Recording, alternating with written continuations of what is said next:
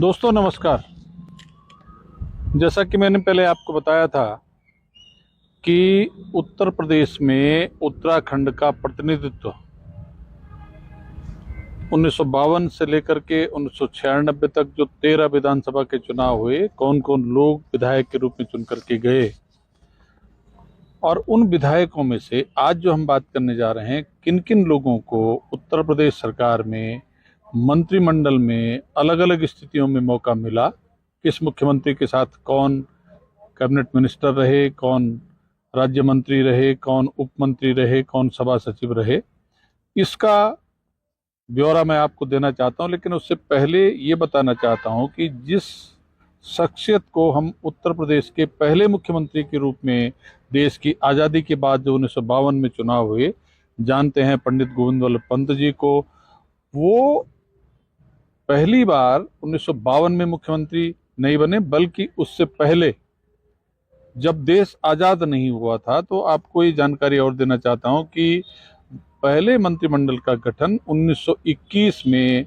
जो तत्कालीन गवर्नर थे उनके अधीन किया गया था। मुख्यमंत्री के काम की जिम्मेदारी भी उन्हीं के पास थी और उस समय भारत में गवर्नमेंट ऑफ इंडिया एक्ट लागू था और उस समय जो उत्तर प्रदेश राज्य था उसका नाम था United provinces of Agra and Awadh, और उस समय गवर्नर थे सर हरकोट बटलर। तो 1920 में जो लेजिस्लेटिव काउंसिल के सदस्यों का निर्वाचन करवा करके गवर्नर द्वारा 3 जनवरी 1921 से और 31 मार्च 1937 तक की अवधि के लिए 11 सदस्यीय मंत्रिमंडल का गठन करके और उनको अलग अलग विभाग सौंप करके उस सरकार द्वारा इस क्षेत्र में काम किया गया। लेकिन 1952 के चुनाव से पहले, आज़ादी से पहले, जो 1937 से और 1952 के बीच 2 मौके थे, उनमें पंडित गोविंद वल्लभ पंत जी को 2 बार इस क्षेत्र का मुख्यमंत्री बनाया गया और उनको उस समय मुख्यमंत्री न कह करके प्रीमियर कहा जाता था और उनके अधीन में मंत्रिमंडल भी होता था। तो ये जुलाई 1937 से मई 1952 यानी पहली विधानसभा के गठन के दिन तक 2 बार पंडित गोविंद वल्लभ पंत उत्तर प्रदेश के मुख्यमंत्री रहे। तो आज़ादी के बाद की अब हम बात करते हैं। तो सबसे पहले मुख्यमंत्री, जैसा मैंने कहा, कि गोविंद वल्लभ पंत जी बने, जिनको भारत रत्न की उपाधि से भी नवाजा गया और उनका जो कार्यकाल रहा उत्तर प्रदेश के मुख्यमंत्री के रूप में आज़ादी के बाद 20 मई 1952 से और 27 दिसंबर 1954 तक, और वो उत्तराखंड क्षेत्र की किसी विधानसभा से विधायक निर्वाचित नहीं हुए, बल्कि जो 19 नंबर बरेली म्यूनिसिपल क्षेत्र था वहां से विधायक निर्वाचित होकर के उत्तर प्रदेश के मुख्यमंत्री बने। तो गोविंद वल्लभ पंत जी एक ही बार आज़ादी के बाद उत्तर प्रदेश के मुख्यमंत्री रहे और उसके बाद वो केंद्र में गृह मंत्री के रूप में उनको काम करने का मौका मिला। 1961 में हमसे विदा हो गए। तो उनके साथ जिन लोगों को उत्तराखंड के जिन लोगों को उत्तर प्रदेश की विधानसभा में मंत्री पद पर काम करने का मौका मिला, श्री चंद्रभानु गुप्ता जी, उनका जिक्र मैं इसलिए करता हूं कि वो रानीखेत से 3 बार विधायक रहे। सबसे चंद्रभानु गुप्ता जी आज़ादी के बाद कैबिनेट मंत्री बने और उनको विभाग जो दिए गए खाद्य तथा रसद, जन स्वास्थ्य एवं चिकित्सा, और उनका कार्यकाल रहा 20/5/52 से 27/12/54 तक। दूसरे जो व्यक्ति थे श्री जगमोहन सिंह नेगी, उनको उप मंत्री के रूप में वन विभाग दे करके मुख्यमंत्री से संबद्ध रखा गया और उनका कार्यकाल था 7 जुलाई 1952 से 27 दिसंबर 1952 तक। श्री बलदेव सिंह आर्य जी ये सभा सचिव बने और खाद्य तथा रसद एवं स्वास्थ्य मंत्री से संबंध इन काम दिया गया। 10/7/52 से लेकर के 27/12/54 तक इनका कार्यकाल रहा। और जो रानीखेत से विधायक चुन करके गए थे श्री हरगोविंद पंत जी, वो विधानसभा के उपसभापति चुने गए।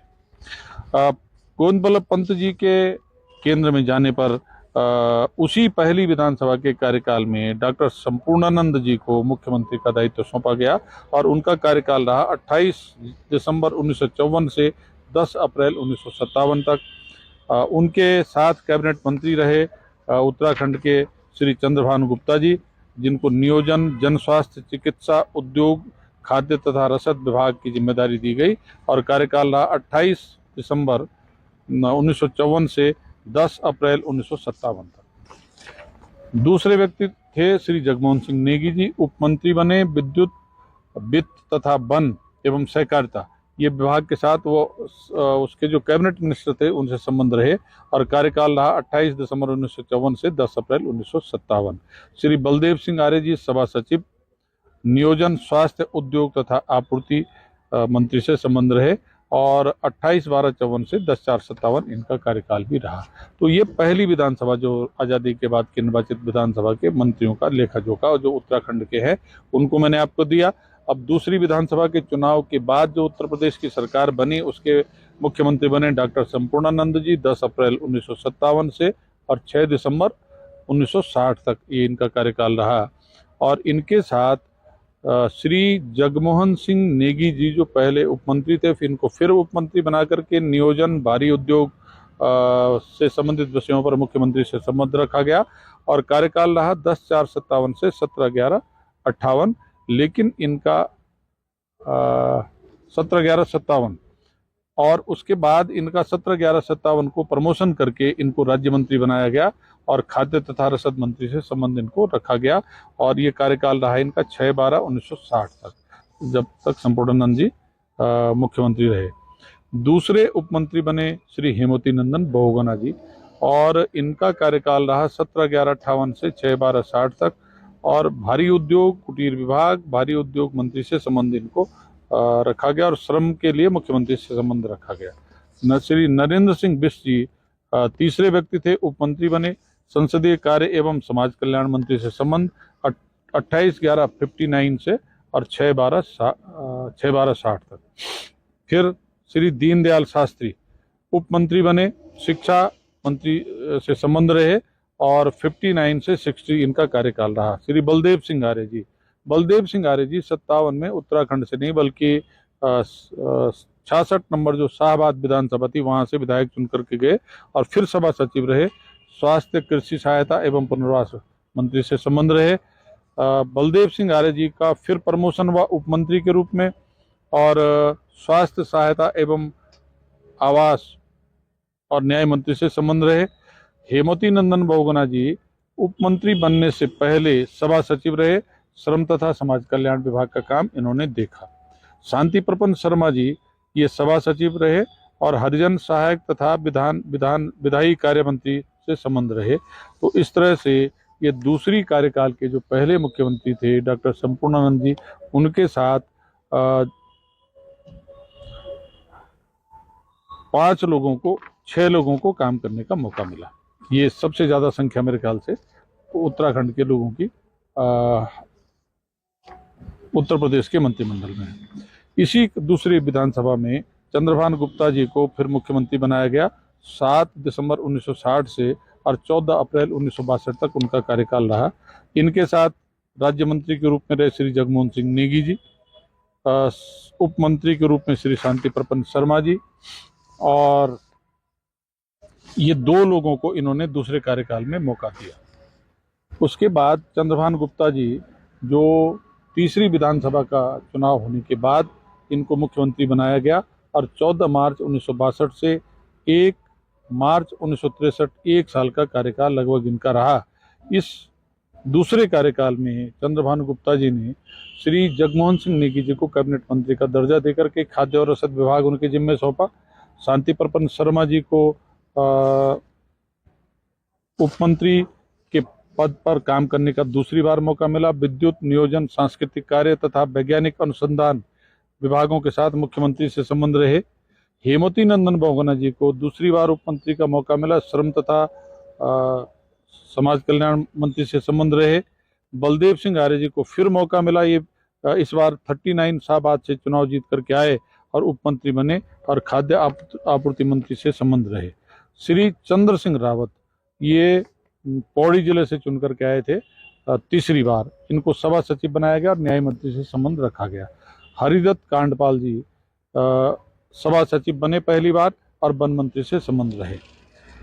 इसी तीसरी विधानसभा के कार्यकाल में श्रीमती सुचेता कृपलानी जी 2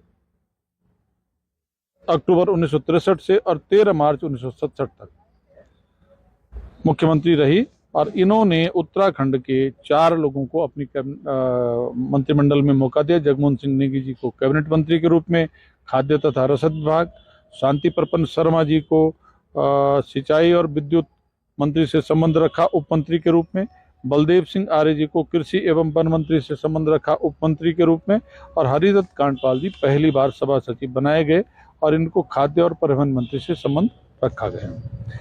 अब हुआ चौथी विधानसभा का चुनाव 1967 में और उस चुनाव के बाद फिर कांग्रेस की सरकार में श्री चंद्रभान गुप्ता जी तीसरी बार मुख्यमंत्री बने। कार्यकाल रहा 14 मार्च 1967 से 2 अप्रैल 1967 तक और इन्होंने केवल हेमवती नंदन बहुगुणा जी को अपने इस कार्यकाल में कैबिनेट मंत्री के रूप में काम करने का मौका दिया। बहुत महत्वपूर्ण विभाग दिए, वित्त, बिक्री कर, पंजीयन, स्टाम्प तथा न्यायालय, शुल्क, परिवहन, पर्यटन तथा राजनीतिक पेंशन और इनका कार्यकाल भी 14 मार्च 1967 से 2 अप्रैल 1967 तक रहा।